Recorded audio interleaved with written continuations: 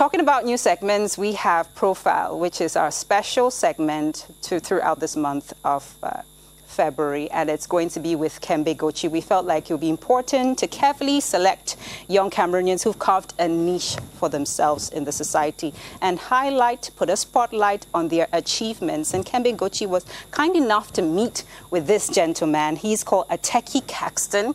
He's the founder and the CEO of the Network for Solidarity, Empowerment and Transformation for All.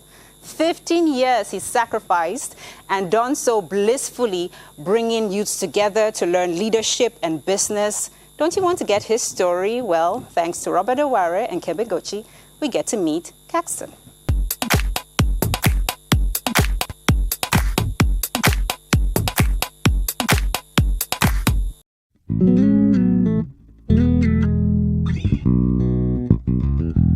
Well, I'm Ateki, well, beginning with the name, but I also am the founder and director of the Network for Solidarity, Empowerment and Transformation for All.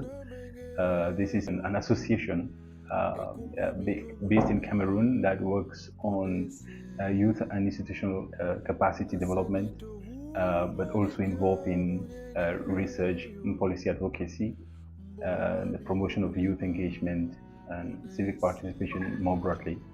I've also led some Africa-wide initiatives, so elected once the chairperson of the African Movement for Democracy, and also have had some international opportunities to represent not just the youth but also my organization as the Hopeful Youth Fellow at the National Endowment for Democracy, as a Draper Hills Fellow at Stanford University, and also have represented the country on very high level international platforms.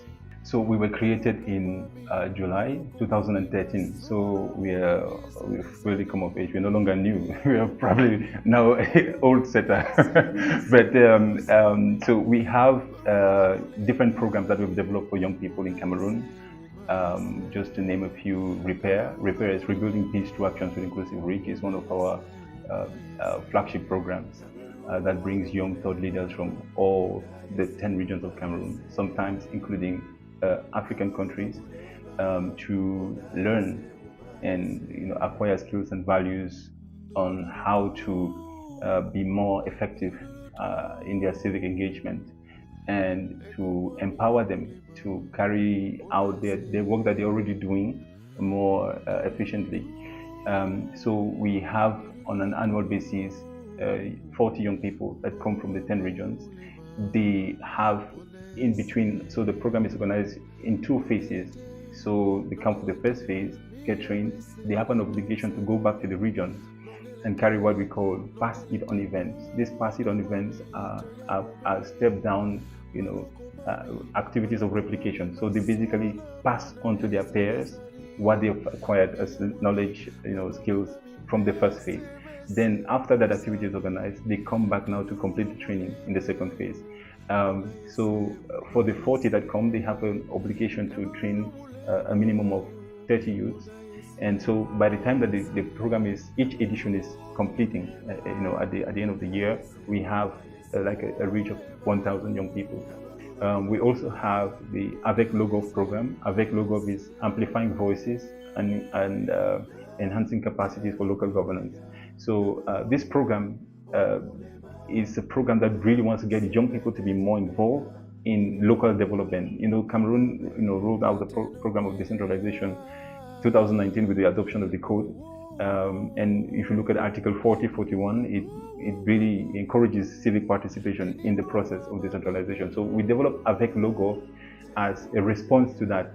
And then, so young people are going to come, the young people came for the different trainings that we've organized to learn skills on how to engage public authorities.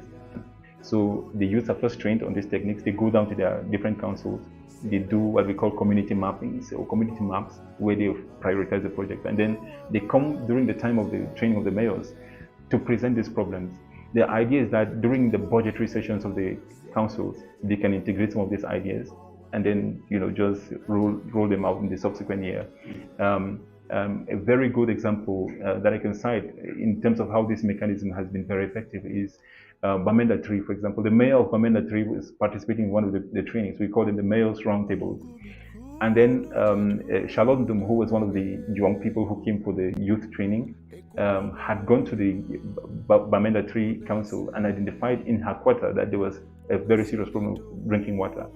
So after she did her community map, she came to this conference, presented the problem. The mayor was down. I mean, the mayor basically got up and responded to the lady that when they go after the training, they will go back down to the council and work together to be able to resolve the problem. 1 month afterwards, the mayor actually constructed 2 reservoirs that resolved, the problem for people in that area.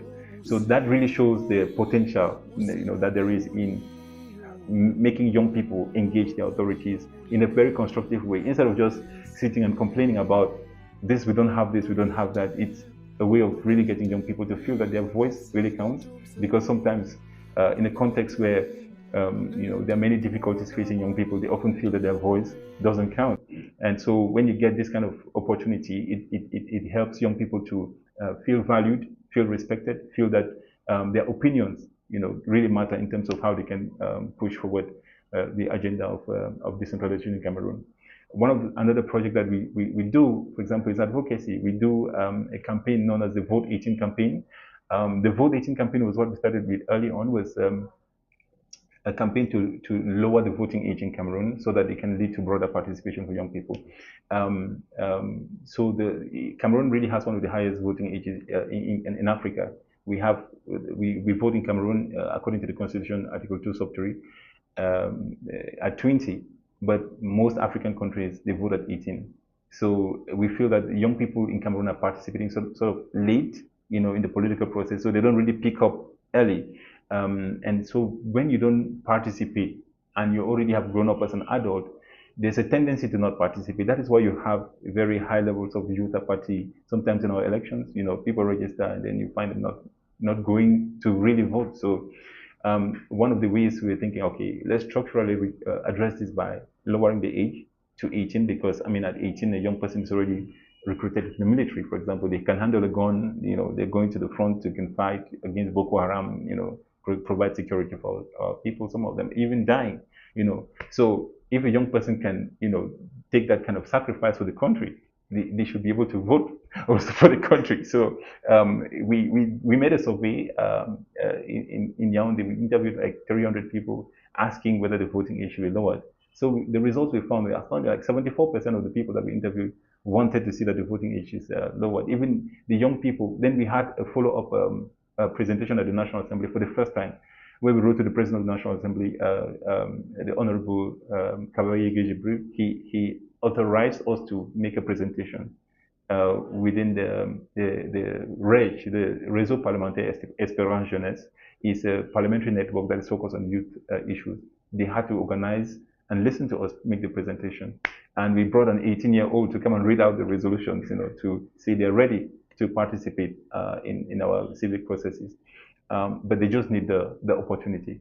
I began primary school. My father was a primary school teacher, by the way. So I began primary school like way back in the 90s, early 90s, class 1, in a school called GS Munam. Munam, it's somewhere in the suburbs of Bengui in the northwest region.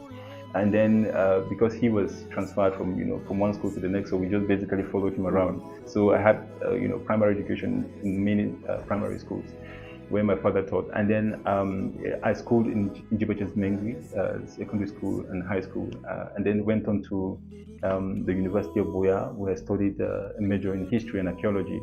And then later on, I came to IRIC, the International Relations Institute of Cameroon, where I had a master's in international cooperation. And then I'm currently doing a PhD in Sorbonne in economics and political economy. So I'm really very interested in questions around defining policy that can help economic emergence and help resolve problems that are facing young people today, like unemployment issues, issues with inflation and stuff like that. So this is my parcours. But I've also in the meantime had different professional opportunities, such as what I mentioned earlier, the Harvard Youth Fellowship at Washington D.C. at the National Endowment for Democracy, and also my time as a Draper Hills Fellow at Stanford University in California. So today, I think I've had the grace to, have been to more than 30 countries around the world, and some multiple times, and really sometimes participating in very high level platforms. So I remember there was a time in 2021 I was speaking on behalf of African youth. In fact, at the Montpellier Summit, the Africa France Summit, I had the opportunity to represent Cameroon, speaking on the platform with President Emmanuel Macron, to highlight some of the challenges that exist in the relationship between Africa and France and Europe more generally, and how we can reimagine a new future cooperation that is balanced, is interdependent, not dependent, that is thought through and is really intentional. So that was a very, I think it was a high point in my journey so far. But before that, I also had the opportunity to be on a panel with the former president of Slovenia, on the Future of Politics Summit in Portugal. So discussing the role of young people in political spaces. Well, I am married. I have my wife. My wife is she's called Seta Larissa Carr. We have 4 kids. The first of them are twins, and then twin boys actually, and then another boy who came in after them, and then 7 months ago we had our baby girl. She's called Terence. Yeah. I think we grew up with one of our uncles who used to play. I think it was sometimes very difficult because our dad thought it was going to be a distraction. Like you don't have to play the guitar. You have to study first. And but I think for us it was probably just a gift for me. I think it's a gift because just seeing my uncle play, we take our the guitar that he used and we just try, and then we play. So and then today I'm playing in church. I play the guitar, the solo guitar in church, but I also kind of do the other instruments as well. So music is really something that I'm passionate about. I sometimes write songs also. But this is something I had wanted to be a musician myself. So we tell young people to understand that being youth is not a skill.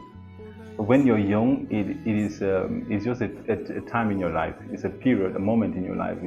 So very often I see young people say there's no young person at the table, there's no young person represented here, and so going back to the loss of faith and trust in the institutions. When they don't see themselves represented, they just feel like it's all about a young face being on the table. So it's not a skill. Youth is not a skill. So for young people to succeed, you really have to embrace certain principles. One of which is discipline. You have to be disciplined. Motivation is okay, but you have to be disciplined in terms of just doing the right things that have to be done. Whether you feel motivated about it or not, you just have to be disciplined.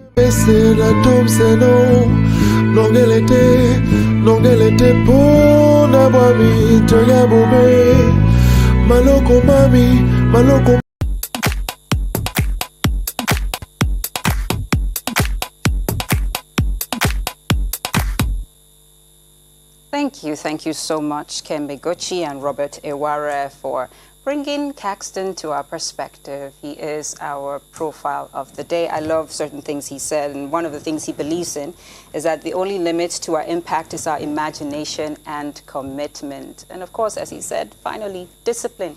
You may want what you want with all of your might, but if you're not ready to pay the price, to be the boss, then you might just keep dreaming. So motivation comes with action. Great reminder this morning. If you're just joining us, it's Cameron Feeling live on CRTV, and it's time for us to talk to a young Cameroonian. After all, this month belongs to them.